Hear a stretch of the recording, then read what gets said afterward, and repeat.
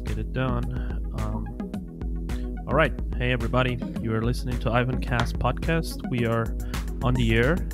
I'm really excited about today's show. My guest is Canadian singer-songwriter Jasamine White-Gluz and her project No Joy. Welcome to the Jungle podcast, Jasamine. Thank you for having me. You know, I am in the Amazon rainforest. Really? Yeah. I am in South America. I am in Ecuador. Whoa. It was a challenge to get internet here, you know. So doing a podcast here is a challenge, and it's a really cool thing. Whoa, that's cool. Yeah, it's a rainy morning here. What's the weather like in Canada? Oh, you don't want to know. It's really. I don't want to know.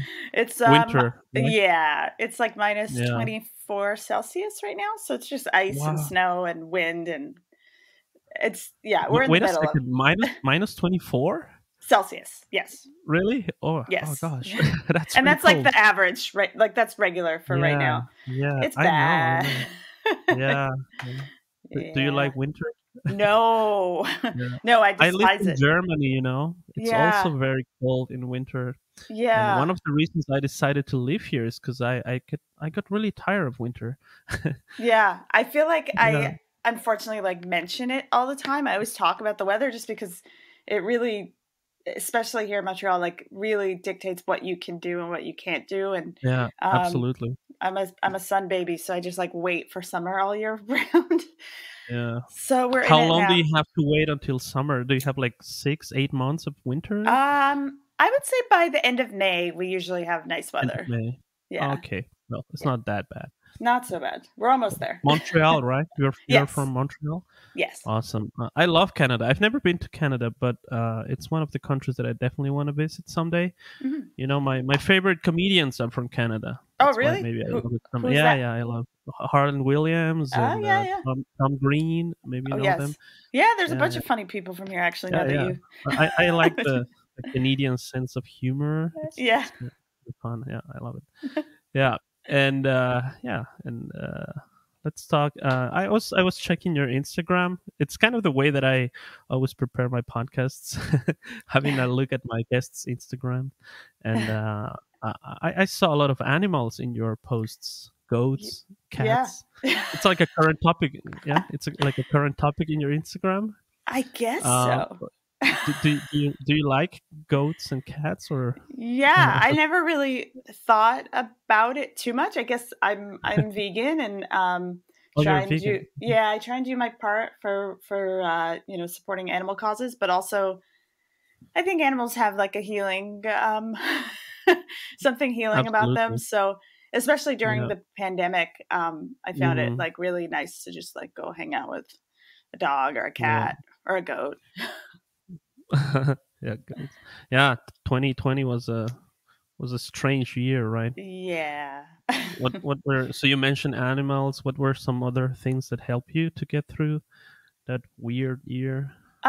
Honestly, putting out Motherhood in August like was a huge distraction. Like it definitely gave me something to do, something to look forward to, kept me busy. And even though unfortunately I couldn't tour on the album, it still was something that gave me like a light at the end of the dark tunnel, I guess. Yeah. And it took you a long time, like 5 years to release Motherhood.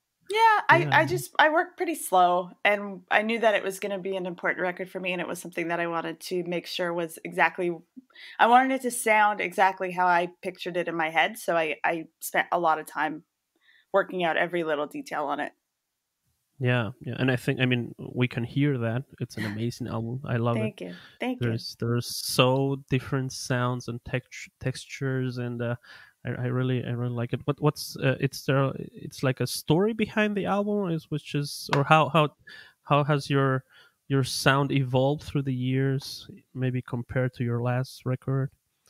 I think I spent the last, like, between full lengths, I spent time trying to figure out what kind of record I wanted to make. I also tried to spend time thinking about like how I work, what situation do I work best in? Like, is it being a full band playing in a room? Is it me with no guitars? Is it me collaborating remotely? So I was trying to figure out like what the method that I liked best was. And For me, it was always working with George Elbrecht, who I've worked with on my past records too, but we just have such a good symbiotic writing and recording relationship. So that was why I decided to go that direction on this record.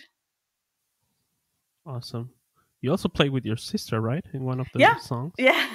We were like almost never home in the same place at the same time, but when I was recording the record, she happened to be in Montreal. So I was like, okay, I have to get you on a track. And then when we did the video, it was during the pandemic. So she happened to still be in Montreal. So I was like, okay, let's just do this. Like, it never happens. So we might as well take advantage. Yeah, awesome. So did you grow up in the 90s? I don't know. Yeah, late 90s, I guess. Yeah. I can hear that also. What are some of your influences? What kind of music did you hear back in the 90s? I think it's such a range, but on this record I was trying to capture what I was feeling and hearing in the late 90s, like 98, 99. When there was such a like things were not always a particular genre. There was a lot of experimentation going on, and I believe the record industry was also at a stage where they were still giving budgets to artists to make experimental records, whether it was Bjork or Massive Attack or Sneaker Pimps, any of these things. They were creating these records that weren't really commercial, and artwork and videos that weren't necessarily pop, but they were having big budgets. I mean, even Radiohead falls into that. So yeah, totally. So I was trying to capture what I interpreted during that time, which was just like not really, when you get older and you're listening to music and you start to understand genres and, oh, I'm a punk, or I listen to this. But at that time I was just listening to everything and I didn't know what it was. And I was trying to create a record where it's like, you don't know what it is. You don't know what genre it is. It's just like this blob that could be anything. Yeah, absolutely. It was also the time before the internet, also the 90s. No? It's kind of a special time. Yeah. Now, and I have a feeling that do you spend a lot of time on the internet? Because I've seen you making probably Reddit AMAs and stuff. Yeah, probably. Yeah. I hope not more than the average. You're gonna know how it works, no? So it's actually, but I'm not like that internet savvy. I'm not like that tech savvy, but I guess I'm on there. But because there's no touring right now, musicians like de facto had to turn to internet promo even more than before, which is something I didn't really like to do, but it was kind of like a necessary thing, because you can't promote how you used to promote. You can't, like, record stores were closed for the the first half of the year, and you can't play shows. So really the internet was where you could promote, which is why I had to learn how to use it better or try. Yeah, absolutely. Do you, because I as I said before, I was having a look at your Instagram, and you joined Instagram 2012, I guess. It was the same year that I joined. The earliest stages of Instagram. It's gone through a few, like it's gone through a few incarnations. Our Instagram, it's changed a few times. What was the Reddit AMA experience like? Did you enjoy it? Oh yeah, that was great. Yeah. It's always fun. I mean, a lot of the people, I miss being able to speak to people at shows, because often after a show. Was it the first time that you made that? Yep, that was the first time. Yeah, it was really fun. Do you remember the most interesting or the weirdest question that came up? I think all the questions were great, and they were all people that like really knew me and knew what this project's about. So there was no weird questions. Everybody was really chill, and it was super fun. Cool. Yeah. Nice.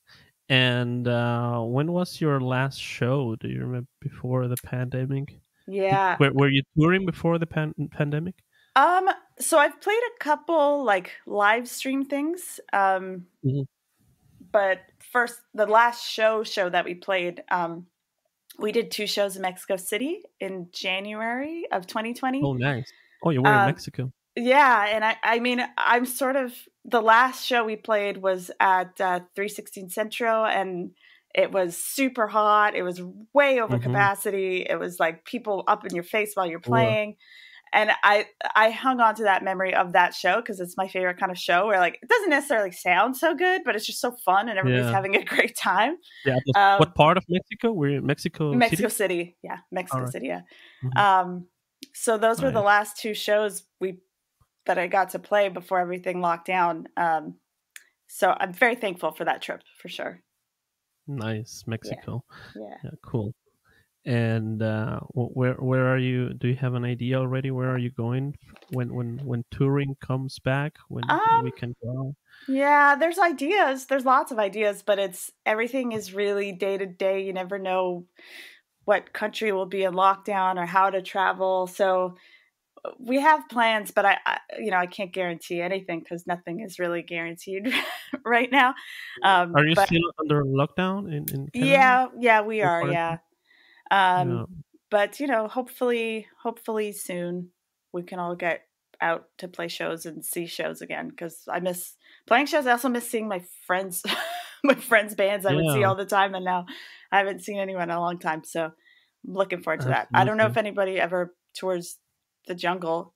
Do you get bands? Probably not. Not really. Not No, in Ecuador. No, we don't really get no. that much of live music. Unfortunately not. Yeah. Yeah. Yeah. I mean some big bands have been here, but mostly after, I think Metallica was here a couple of years ago. They played here Cool. and some others, yeah. That's cool. Yeah, so and what let's maybe talk a little bit about your project now. No Joy. How did it all start? Like what was music something that you always knew that you wanted to do for a Um, living or For a living, no. Like knowing, like making money off of music was not anything I was planning or do or yeah, anything like that. Um, I think it was just I grew up listening to a lot of music, and I always had instruments, whether it was just like a toy guitar or a yeah. crappy What Yamaha what what keyboard. instrument did you start playing? Do you remember? I started I guess on keyboard, but like like just like a kid playing with it. I had a Yeah. guitar since I was probably like 12, but I never took lessons or anything like that. I think it just was that was how I used my channeled like emotions and created art was like through music. But nothing was planned or like I didn't do anything intentionally. It just sort of happened that way. I would always go see bands when I was younger, when I was like 13, 14, 15, just always seeing bands, having little Mhm. bands that, you just in somebody's basement. Mhm. It just kind of like snowballed from there. Cool. I actually discovered you on Bandcamp. Oh, that's Yeah, Bandcamp's the yeah, best. yeah. Bandcamp is absolutely best. What exactly is the Bandcamp day? Because they make this. Yeah, Bandcamp Day, they started those during I would say probably last spring, late spring, Uh-huh. because it was clear that musicians were losing their livelihoods because as we all know, in this current state of the music industry, the Yeah, most income comes from live performance for the most part. For other people, probably not, but like a big chunk of it comes from performing. And when you can't perform and you're just living off the pennies you get from streaming, and the yeah. record stores are closed, you're kind of stuck. So Bandcamp created Bandcamp Days so that on that first Friday of the month, they would waive Mhm. all their admin fees. So it goes directly to the artist. And then Oh, in doing cool. that, they created this sort of like record store day thing where you look forward to like buying something on one day, or you like make a list and you're like saving up for what you're going to get on that day. Hmm. Um, so I one thing that will stick with me after thinking back about the pandemic for sure is how Bandcamp like stepped up compared to some of their streaming competitors where they really had artists in mind and they really put their company out there to like support artists, and I really appreciated it, really appreciated it. Yeah. That's really cool. Yeah, Bandcamp definitely rocks. I Yeah, think they are based in LA, right? I think San Yeah. Francisco maybe. I'm not entirely Okay. sure, but Yeah, yeah, they rule. really cool. All right.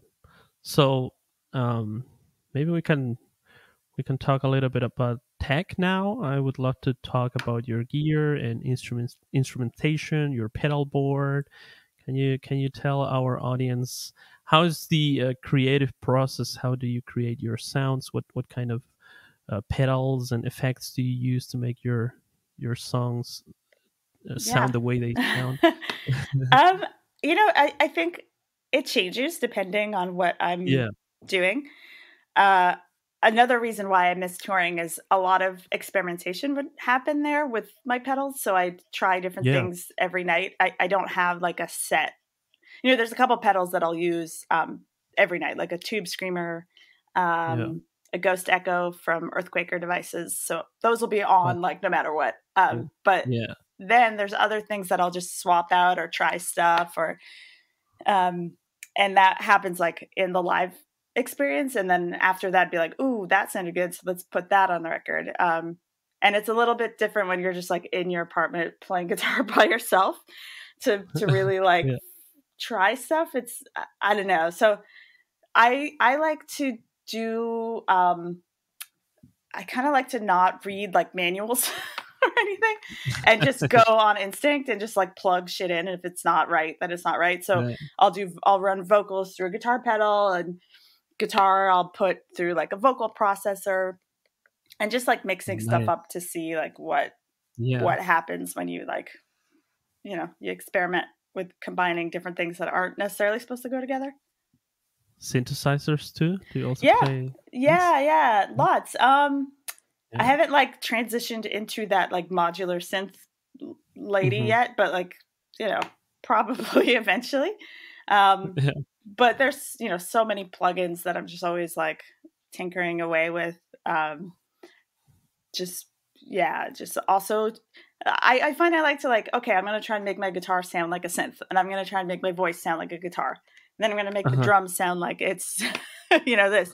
So that's usually how I'll start writing a Yeah. song, is just like finding a sound and then going from there. Yeah, yeah. I mean, it's so much fun, right? Because there's so many possibilities now to create music, right? Yeah. And And there's so many combinations that like you could really combinations, go right? forever. Yeah. Yeah, yeah, cool. So can Yeah. can we maybe break down a little bit more and analyze one of your songs? Can we get a little bit Sure. nerdy here on the Yeah, yeah. podcast? Yeah. Yeah, maybe you can tell us about a little bit about the form and melody and harmony, Yeah. voicing, stuff like that. I don't know. Maybe what's your favorite song? Do you have like a favorite song from Motherhood? Um, I mean, I love all the songs for yeah, sure. yeah, They're yeah. But which one would you think is a good example to kind of analyze? I think 4 is Four, definitely, yeah, I know yeah. that song. Yeah, Yeah. okay. Yeah, tell us a little bit about that. Um that was one. So when I started writing, I was writing with George Albrecht. I brought in all these demos I had Yeah. from writing at home, and then we kind of like take them apart and build on them. And 4 was originally a song with like, I was trying different tunings on guitar. I was just trying to like find like weird tunings. Um so like the piano line in that song was originally a guitar part um that was Mhm, like really really slow. And mhm. for this song I actually think like I blacked out. Like I don't remember how we got to where we were, but I really just wanted to have fun. I wasn't trying to take anything too seriously. It wasn't about like me telling my story. It was really just about, having fun, trying whatever, doing whatever we felt like, even if it was like silly in the moment. And that's one song where we got really silly. And then Mhm. we're just like, okay, let's put bird sounds. Okay, let's have a baby laughing. And it just kept escalating Nice. and escalating. And then it ended up kind of making sense somehow by the end of it, even though it was like really just like building blocks of like, and then let's do this, and then let's do this, and then let's do this. And then it ended up being what it is. But like, I don't know the steps we took to get there because it was so like we were just in a moment building that song. Yeah. And when you are on the stage playing live, it is also very experimental. Can you maybe explain our audience what does one of your shows look like Uh, live? Yeah, live. Yeah, it's very loud. it's very loud. Okay. Yeah, we like to, I don't know. I've always really appreciated shows that are like succinct Yeah. and leave you kind of feeling like, what did I just see? What was that? Yeah. Yeah. So it's pretty intense. It's pretty loud. Yeah. But we still have all the melodies and everything from the records are present. But try and keep it as sort of like an experience. That's Cool. can keep you distracted for 30 minutes and then you're like, what? Do you also wear costumes or No, something like that? No? just shake our hair a lot. Yeah. But no like stage get-ups or anything like that. I'm usually just wearing whatever I was wearing that day. Awesome, cool. Yeah. I was looking. Your album was actually on the was on the list of Bandcamp, the best albums of summer, right? 2020. Yeah, and the Bandcamp were very kind to put Motherhood on a few of their best of lists. So, yeah. Yeah, Motherhood, an album that everybody out there should check it out, especially here in South American countries. Yeah. I have quite an audience, here, especially in Argentina, Chile, Colombia. I want to get out there. People are kind of discovering podcasts here, so it's still kind of a new thing after all. Okay. Yeah, so it's pretty cool, and cool. yeah, people who love music are kind of listening, and hope you're gonna get some new fans from that'd be great. America. Maybe someday you will play here. I hope so. I really hope so.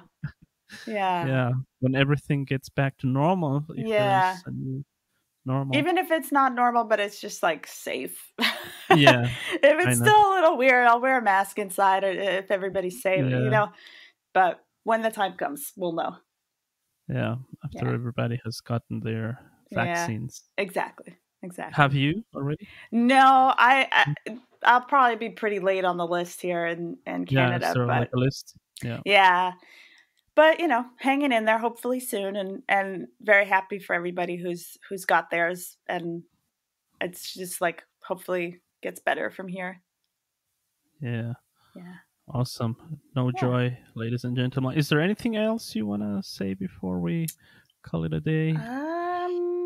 I have a surprise that's coming out soon, so maybe by the time this goes to air, you'll know about it, but I'm not sure.